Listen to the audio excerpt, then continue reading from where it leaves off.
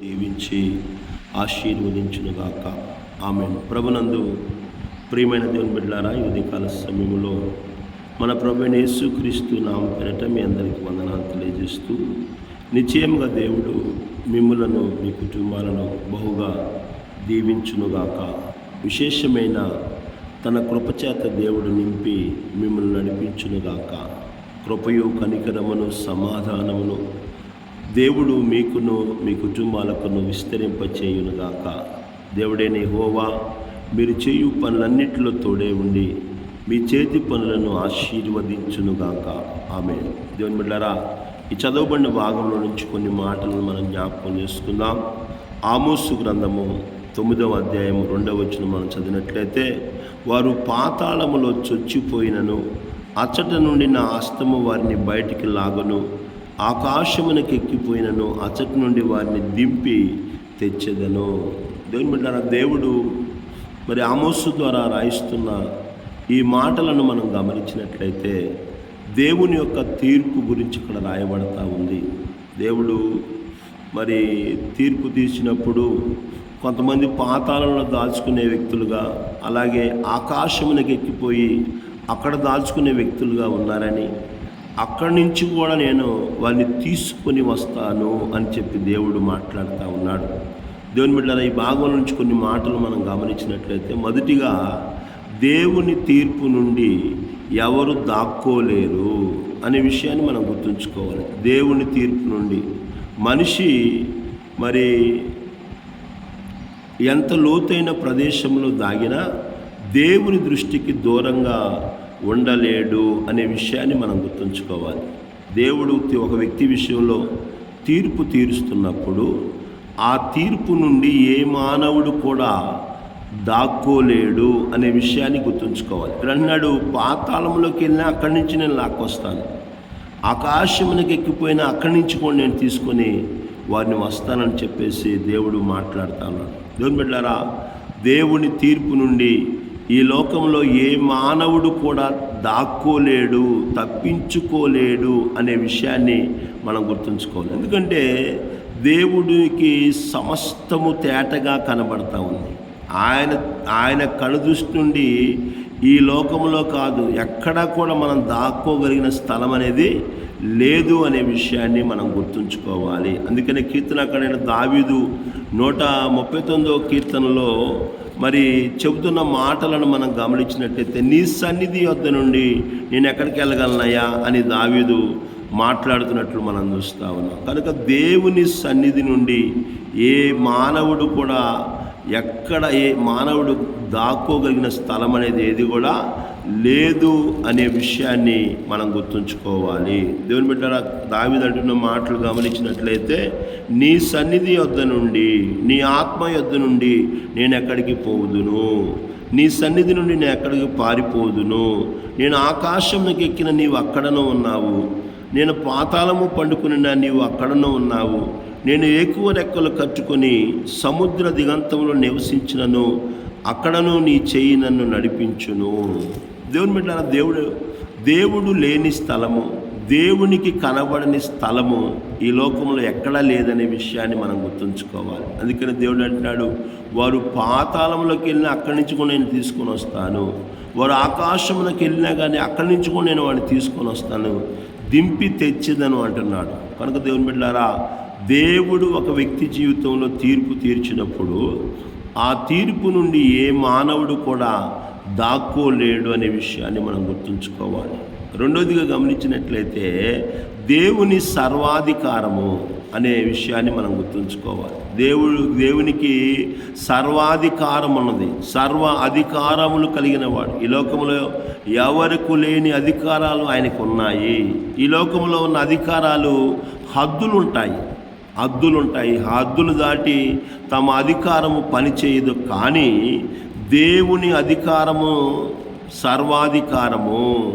ఆకాశము పాతాళము దేవుని అధికారానికి బయట లేవు, దేవుని అధికారానికి హద్దులు లేవు అనే విషయాన్ని మనం గుర్తుంచుకోవాలి. దేవుని ప్రజలారా, ఈ ఉదయకాల సమయంలో దేవుడు సర్వాధికారి అనే విషయాన్ని మనం గుర్తుంచుకోవాలి. కీర్తనాకారుడైన దావీదు 115వ కీర్తన 3వ చరణాన్ని మనం చూసినట్లయితే, మా దేవుడు ఆకాశమందున్నాడు, తనకిచ్చ వచ్చినట్లుగా సమస్తమును ఆయన చేయుచున్నాడు. ఆకాశమందున్నాడు, ఆయనకిష్టం వచ్చినట్లు తను చేయుచున్నాడు. తనకిష్టం వచ్చినట్లు అధికారం కలిగిన వ్యక్తే ఏదైనా చేయగలడు. దేవునికి సర్వాధికారం ఉంది. పాతాళం మీద అధికారం ఉంది, ఆకాశం మీద అధికారం ఉంది, భూమి కింద భూమి లోపల అన్ని అధికారాలు కలిగిన దేవుడైన, సర్వాధికారములు కలిగిన దేవుడైన. ఉదయకాల సమయంలో వాక్యం వినుచున్న నా ప్రియమైన దేవుని బిడ్డలారా, ఆయన అధికారానికి హద్దులు లేవు. ఈ లోకంలో నాయకులు కావచ్చు, పరిపాలకులు కావచ్చు, అధికారులు కావచ్చు, కొంతవరకే హద్దులు ఉంటాయి. హద్దులు దాటి వారు పని చేయకూడదు. కానీ మన దేవునికి ఉన్న గొప్పతనం ఏంటంటే, ఆయన సర్వాధికారములు కలిగిన దేవుడైనా. దేవుని బిడ్డలారా, ఉదయకాల సమయంలో గమనించండి, ప్రభువైన యేసుక్రీస్తు వారు ఆయన మరణించి సమాధి చేయబడి తిరిగి లేచిన తర్వాత మరి శిష్యులకి ప్రత్యక్షమై శిష్యులతో మాట్లాడుతూ ఆయన చెబుతున్న మాట ఏంటంటే, ఆకాశమందును పరలోకమందును భూమి మీదను నాకు సర్వాధికారములు ఇవ్వబడ్డాయి. యేసయ్యకు కూడా సర్వాధికారాలు ఇవ్వబడ్డాయి. ఆయన అధికార కిందకి లేనిదంటూ ఏది కూడా లేదు. సర్వము ఆయన అధికారం కింద ఉంది. సమస్తము ఆయన ద్వారా నడిపించబడుతుంది. సమస్తము ఆయన ద్వారా పాలించబడుతూ ఉంది. కనుక దేవుడు సర్వాధికారము కలిగిన దేవుడు. చూడండి, ఇర్మియా గ్రంథకర్త కూడా ఇర్మియా గ్రంథము 23వ అధ్యాయము 23, 24 వచనాలు మనం చూసినట్లయితే, నేను సమీపము నుండి దేవుడను మాత్రమేనా, దూరమున నుండి దేవుడును కానా, యెహోవా సెలవిచ్చిన మాట ఏదనగా, నాకు కనబడకుండా రహస్య స్థలములో దాగగలిగిన వాడు ఎవడైనా కలడా, నేను భూమి ఆకాశములంతటా నున్నవాడను కానా, ఇదే యెహోవా వాక్కు. దేవుని బిడ్డలారా, దేవుడు భూమి ఆకాశములంతటా కూడా ఉన్నవాడు. ఆయన మానవుడు ఇంకెక్కడ దాచుకోగలడు? ఆయన సర్వాధికారాలు కలిగిన దేవుడు. ఆయన అధికారం కింద లేనిదంటూ ఏది కూడా లేదు అనే విషయాన్ని మనం గుర్తుంచుకోవాలి. అందుకనే మరి ఇర్మియా ద్వారా దేవుడు అంటున్నాడు, దేవుడు నాకు కనబడకుండా రహస్య స్థలములలో దాగగలవాడు ఎవడైనా కలడా. నాకు కనబడకుండా, దేవునికి కనబడకుండా, భూమి ఆకాశములంతటా ఆయన ఉన్నవాడు సర్వాధికారములు కలిగిన దేవుడు. నీవు నేను ఆరాధించే దేవునికి, ఆయన అధికారానికి హద్దులు లేవు. ఆయన అధికారానికి లేనిదంటూ ఏది కూడా మరి బయట ఉన్నదంటూ ఏదీ లేదు. సర్వ అధికారములు కలిగిన దేవుడు ఆయన ఏదైనా చేయగలడు. కనుక ఈ ఉదయకాల సమయంలో గమనించగలుగుతున్నావా? దేవుని బిడ్డలారా, దేవుడు సర్వాధికారం కలిగిన వాడు. మూడవదిగా గమనించినట్లయితే, మనిషి తన సొంత శక్తితో దేవుని తీర్పు నుండి తప్పించుకోలేడు. మూడో విషయాన్ని గమనించినట్లయితే, మానవుడు తన సొంత శక్తితో దేవుని తీర్పు నుండి తప్పించుకోలేడు. చూడండి, దేవుని వాక్యం మనం చదివినట్లయితే, పాతాళములో వారు దాక్కున్నా కానీ, ఆకాశమునికి ఎక్కినా కానీ అంటున్నాడు దేవుడు. దేవుని బిడ్డలారా, ఆ మనిషి ఎక్కడ దాచుకోగలడు? ఆకాశంలో దాచుకుంటున్నాడు, అక్కడి నుంచి కూడా నేను తీసుకొస్తా అంటున్నాడు దేవుడు. పాతాళంలో దాచుకుంటున్నాడు, అక్కడి నుంచి కూడా నేను తీసుకొస్తానని దేవుడు మాట్లాడుతూ ఉన్నాడు. కనుక దేవుని బిడ్డలారా, ఏ మానవుడు కూడా తన సొంత శక్తితో దేవుని తీర్పు నుండి తప్పించుకోలేడు.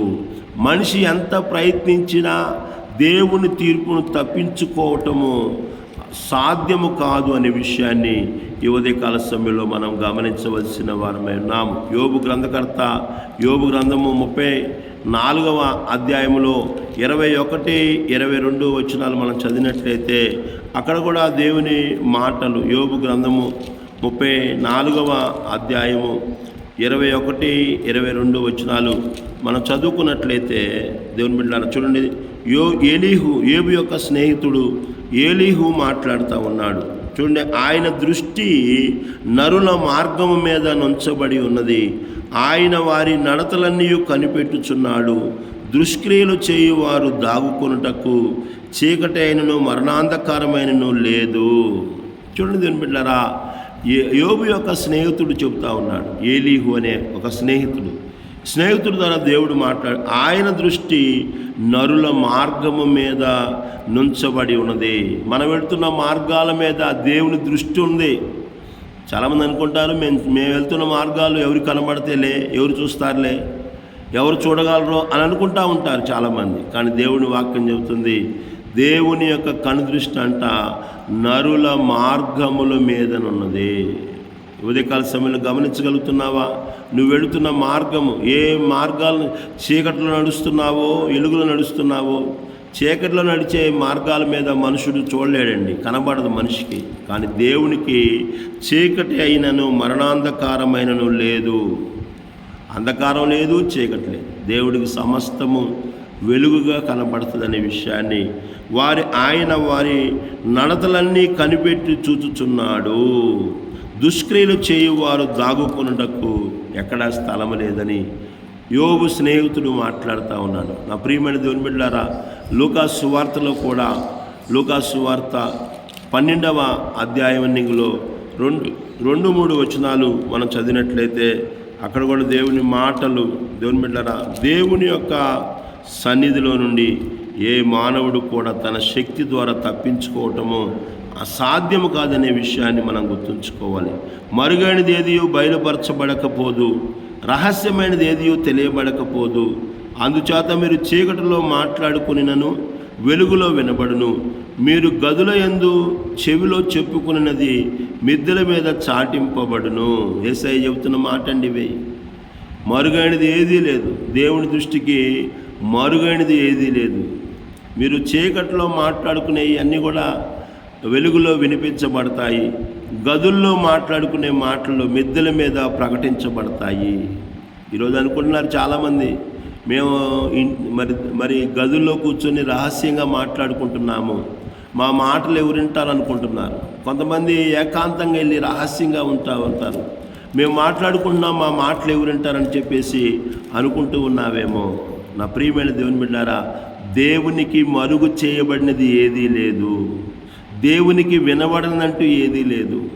గుడారం చాటున నిలబడి మరి అహరోను, మిరియాములు, అక్కా తమ్ముడు ఇద్దరు కూడా రహస్యంగా మోషే గురించి మాట్లాడుకుంటా ఉన్నారు. దేవుడు ఆ మాటలు విన్నాడండి, మోషేకి వినబడలా. ఈ ఉదయకాల సమయంలో వాక్యం వింటున్న నా ప్రియమైన దేవుని బిడ్డలారా, నువ్వు ఎక్కడ నిలబడి, ఎక్కడ ఉండి, ఏ చాటును దాక్కొని రహస్యంగా ఏమేమి మాటలు మాట్లాడుతున్నావో, నీ ఇంటి వారి గురించి, నీ సంఘం గురించి, నీ సేవకుడి గురించి, దేవుని గురించి నువ్వు ఏ మాటలు మాట్లాడుతున్నావో అవన్నీ కూడా దేవునికి వినబడతాయి. వినబడవనే ఆయనకి వినబడిందంటే ఏది ఉండదనే విషయాన్ని గుర్తుంచుకోవాలి. ఉదయకాల సమయంలో దేవుని బిడ్డలారా, మరుగైనది ఏది కూడా ఉండదని యేసయ్య మరుగైనది మరి తెలియబడకపోదు. దేవుని బిడ్డలారా, మరుగైనది ఏది బయలుపరచబడకపోదు, రహస్యమైనది ఏదైతే తెలియబడకపోదు. అందుచేత మీరు చీకటిలో మాట్లాడుకునేవి వెలుగులో వినబడు. కొంతమంది చీకటిలో కూర్చొని మాట్లాడుతూ ఉంటారు. కొంతమంది గోడ చాటున రహస్యంగా నించొని మాట్లాడుతూ ఉంటారు. కొంతమంది ఏకాంతంగా వెళ్ళి కూర్చొని మాట్లాడుతూ ఉంటారు. కొంతమంది పొలాల్లోకి వెళ్ళి మాట్లాడుకుంటూ ఉంటారు. కొంతమంది గదుల్లో కూర్చొని రహస్యంగా వినబడకుండా చెవులు కొరుక్కునే వాళ్ళు ఉంటారు. కొంతమంది ఒక్కోసారి చెవులు కొరుక్కుంటున్న సమయంలో నువ్వు ఎవరి దగ్గర చెవుల్లో చెబుతున్నావు వాళ్ళకి వినబడకపోవచ్చు. నా దేవుడికి సమస్తము కూడా స్పష్టంగా వినబడుతుందనే విషయాన్ని మనం గుర్తుంచుకోవాలి. ఉదయకాల సమయంలో వాక్యం ఉంచిన ప్రియమైన దేవుని బిడ్డలారా, ఈ మానవుని జీవితంలో ఎంత ప్రయత్నించినా దేవుని తీర్పు నుండి తప్పించుకోవటం సాధ్యము కాదనే విషయాన్ని మనం గుర్తుంచుకోవలసిన వారమే. 4వదిగా గమనించినట్లయితే దేవుడు హృదయాన్ని మరియు కార్యాలను చూస్తాడు. మన హృదయాన్ని చూస్తాడు దేవుడు, మనం చేస్తున్న కార్యాలను చూస్తాడు దేవుడు అనే విషయాన్ని గుర్తుంచుకోవాలి. మనుషులకు తెలియని విషయాలు కూడా దేవునికి తెలుసు. కాబట్టి రహస్య పాపాలను దాచటం సాధ్యము కాదు, రహస్యంగా చేయుచున్నాడు. దేవుని బిడ్డలారా, దావీదు అంటాడు, మా రహస్య పాపములు నీ యొక్క వెలుగులో కనబడుచున్నవి అని దావీదు మాట్లాడుతూ ఉన్నాడు. కనుక దేవునికి రహస్యం అనేది ఏదీ లేదు. ఆయన హృదయాన్ని, మనం చేస్తున్న కార్యాలన్నీ చూస్తాడు ఆయన అనే విషయాన్ని మనం గుర్తుంచుకోవాలి. దేవుని బిడ్డరా, కాబట్టి రహస్య పాపాలను దాచటము సాధ్యము కాదు అనే విషయాన్ని మనం గుర్తుంచుకోవాలి. మొదటి సమూయేలు గ్రంథంలో చూసినట్లయితే 16వ అధ్యాయం 7వ వచనంలో దేవుడు సమూయేలుతో మాట్లాడుతున్నాడు. సమూయేలా, నువ్వు అతని ఎత్తును అతని రూపమును లక్ష్య పెడుతున్నావు. మనుషులు లక్ష్యపెట్టు వాటిని యెహోవా లక్ష్యపెట్టడు. మనుషులు పైరూపమును చూచుదురు, కానీ దేవుడు హృదయాంతరంగాలను పరిశీలిస్తాడు, ఆయన చూస్తాడు అనే విషయాన్ని మరి దేవుడు సమూయేలు ప్రవక్తతో మాట్లాడుతూ ఉన్నాడు. కనుక మనుషులు పైరూపాన్ని చూసి ఎస్టిమేషన్ వేస్తూ ఉంటారు దేవుని బిడ్డారా, కానీ దేవుడు మన హృదయాన్ని చూస్తాడు. అందంగా ఉన్న వ్యక్తులు, ఎత్తుగా ఉన్న వ్యక్తులు, బలంగా ఉన్న వ్యక్తులను చూసి సమూయేలు అనుకున్నాడు, దేవుడు కోరుకున్న వ్యక్తి ఇతనే అనుకున్నాడు. కానీ దేవుని వాక్యం గమనించినట్లయితే సమూయేలుతో దేవుడు అంటున్నాడు, సమూయేలా, నువ్వు అతని ఎత్తును అతని రూపాన్ని చూస్తున్నావు, కానీ దేవుడు వాటిని, మనుషులు లక్ష్య పెట్టే వాటిని, బైబిల్ గ్రంథంలో మనం చూసినట్లయితే, అయితే యెహోవా సమూయేలుతో ఇలాగూ సెలవిచ్చెను, అతని రూపమును అతని ఎత్తును లక్ష్య పెట్టకము. మనుషులు లక్ష్యపెట్టు వాటిని యెహోవా లక్ష్య పెట్టడు. నేను అతన్ని త్రోసివేసి ఉన్నాను. మనుషులు పైరూపము లక్ష్యపెట్టుదురు, కానీ యెహోవా హృదయమును లక్ష్యపెట్టును. దేవుడు ఏం చూస్తాడంటే, మనిషిని ఈ రోజుల్లో మానవుడు పైరూపాలనే చూస్తున్నాడు, పైరూపాన్నే కోరుకుంటున్నాడు. కానీ మనుషులు కోరుకునేది దేవుడు కోరుకోడు. మనుషుడు పైరూపాన్ని చూసి మెచ్చుకుంటాడు, పైరూపాన్ని చూసి మనుషుడు కోరుకుంటాడు. కానీ దేవుడు మాత్రము పైరూపమును లక్ష్య పెట్టాడు, కానీ హృదయమును లక్ష్య పెడతాడు. నీ హృదయం ఎలా ఉంది? నీ హృదయం చెడిపోయి ఉందా? నీ హృదయం పాడైపోయి ఉందా? నీ హృదయం దేవుని వాక్యములతో, దేవుని ఆలోచనలతో నింపబడిందా? ఇవన్నీ దేవుడు చూస్తూ ఉంటాడు. నీ హృదయం మంచిగా ఉందా, చెడ్డగా ఉందా దేవుడు చూస్తాడు. దేవుని బిడ్డారా, దేవునికి కావాల్సింది నీ పైరూపము, అలంకరణ కాదు, కానీ నీ హృదయ అలంకరణను దేవుడు కోరుకుంటాడు. నీ హృదయంలో దేవునికి ఎంత విలువిస్తున్నావు, ఎంత స్థానం ఇస్తున్నావు, అవి దేవుడు చూస్తూ ఉంటాడు. దేవుని బిడ్డారా, చూడండి, ప్రసంగి గ్రంథములో కూడా 12వ అధ్యాయము 14వ వచనములో కూడా జ్ఞాని అయిన సొలొమోను ద్వారా దేవుడు తెలియజేస్తున్న మాటలను గమనించినట్లయితే 12వ అధ్యాయము 14వ వచనాన్ని మనం చూసినట్లయితే, గూఢమైన ప్రతి అంశమును గూర్చి దేవుడు విమర్శ చేయనప్పుడు ఆయన ప్రతి క్రియను అది మంచిదే కానీ చెడ్డదే కానీ తీర్పులోనికి తెచ్చును. ప్రతి అంశమును గూర్చి దేవుడు విమర్శిస్తాడు అనే విషయాన్ని గుర్తుంచుకోవాలి. నువ్వు చేస్తున్న ప్రతి దానిని కూడా దేవుడు విమర్శలోనికి తీసుకొస్తాడు, తీర్పులోనికి తీసుకొస్తాడు. అది మంచి చేస్తున్నావా, చెడ్డ చేస్తున్నావా అనేది దేవునికి అవసరం లేదు. దేవుడు మంచి చేసిన వారికి మంచి తీర్పునిస్తాడు, చెడు చేసిన వారికి చెడు తీర్పు. అందుకని వాక్యం చెబుతుంది, మేలు చేసిన వారు మేలు పునరుద్ధానమునకును, కీడు చేసిన వారు నిత్యాగ్నిలోనికి పోయారని వాక్యము తెలియజేస్తుంది. ఉదయకాల సమయంలో నువ్వు మంచి చేస్తున్నావో చెడు చేస్తున్నావో దేవుడు గమనిస్తూ ఉన్నాడు. అవన్నీ కూడా దేవుడు తీర్పులోనికి తీసుకొస్తాడు అనే భయాన్ని మనం కలిగి ఉండాలి. దేవుని ప్రజలారా, ఉదయకాల సమయంలో దేవుడు మనం చేసే సమస్తాన్ని కూడా చూస్తాడు. ఆయన కన్నులకు మరుగు చేయబడింది ఏదీ లేదు. కనుక ఈ ఉదయకాల సమయంలో చివరిగా మనం గమనించినట్లయితే దేవుని భయంతో మనం జీవించాలి.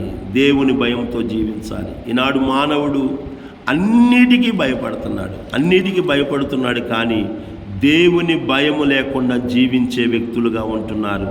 దేవుని బిడ్డలారా, మానవుడికి కావలసింది ఏమిటంటే దేవుని భయము. దేవుని భయం ఉంటే చాలండి. ఈరోజు దేవుని భయము ఏ వ్యక్తిలో కనబడట్లా. వ్యక్తులు కూడా దేవుని భయం లేని పరిస్థితులే ఉంటున్నాయి. దేవుని భయము దేవుని బిడ్డలారా మనకు ఎంతో అవసరము. ప్రతి వానికి ఈరోజు చెడు చేయకుండా, కీడు చేయకుండా ఉండటానికి, మంచి చేయడానికి కావాలంటే దేవుని భయం నీకు ఉండాలి. దేవుడు అన్నిటినీ చూస్తున్నాడనే గుర్తుంచుకొని నిజాయితీగా మరియు పరిశుద్ధంగా జీవించాలి. దేవుడు అన్నీ చూస్తాడండి. దేవునికి కనబడిందంటూ ఏదీ లేదు, దేవునికి మరుగు చేయబడిందంటూ ఏదీ లేదు.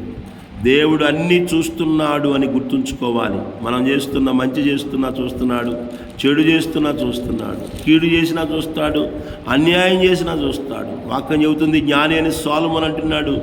సామెతల గ్రంథము 15వ అధ్యాయం 3వ వచనం చూసినట్లయితే, యెహోవా కన్నులు ప్రతి స్థలం మీద ఉండును, చెడ్డవారిని మంచివారిని అవి చూచుచుండును.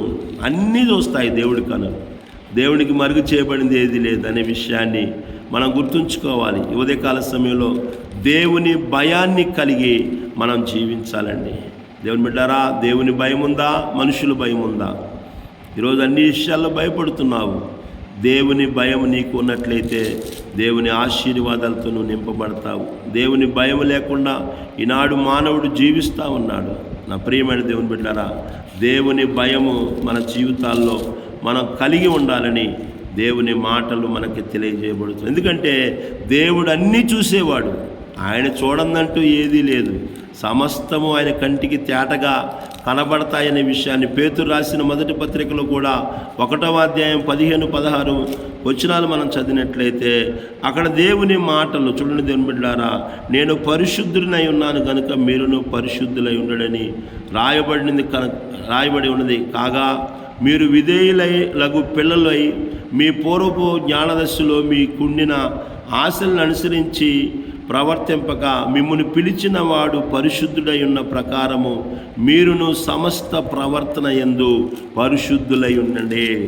మీరు కూడా, మీరును అంటే దేవుని బిడ్డలకు తెలియజేయబడి సమస్త విషయాలలో మనము దేవుని దృష్టిలో మరి పవిత్రులుగా నడుచుకునే వ్యక్తులుగా ఉండాలని, దేవుని నుండి ఏ మానవుడు కూడా దాక్కోవడానికి ప్రయత్నించకూడదు. రహస్య పాపాలను కూడా విడిచిపెట్టి దేవుని సన్నిధిలో ఒప్పుకోవాలి. దేవుని సన్నిధిలో నిజాయితీగా జీవించాలి. దేవుని తీర్పును గౌరవించాలి. కష్టాల్లో దేవుని నుండి పారిపోకుండా ఆయన వైపు తిరగాలి. ఉదయకాల సమయంలో దేవుని బిడ్డలారా, మరి అలాంటి విధంగా నడుచుకునే కృపను ధన్యతను ప్రభు ప్రతి బిడ్డకు దయచేయునుగాక. దేవుడి కొద్ది మాటలు మనందరి వినికిల్లో దీవించునుగాక. ఆమేన్.